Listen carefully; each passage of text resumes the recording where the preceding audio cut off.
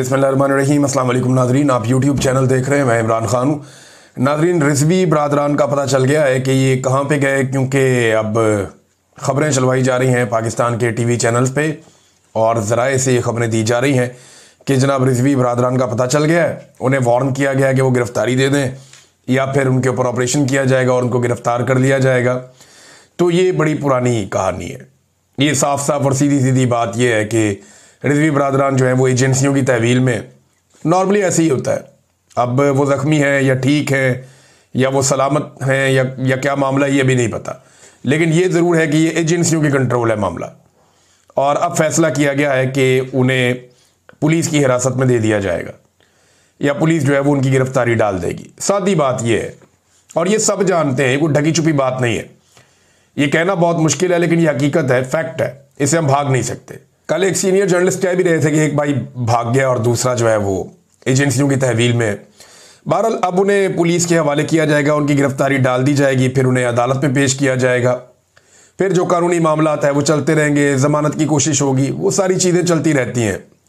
लेकिन असल मामला ये है कि मामला क्या तय हुआ, यानी अगर ये एजेंसियों की हिरासत में है, दोनों भाई या दोनों में से एक भी, तो मामला क्या तय हुआ और किन शराइत के ऊपर चीज़ें आगे बढ़ रही हैं। नॉर्मली ये जो एजेंसियां दबाव डालती हैं और लोग बाहर आकर ये कहते हैं जी हम तो शुमाली इलाका जात में चले गए थे।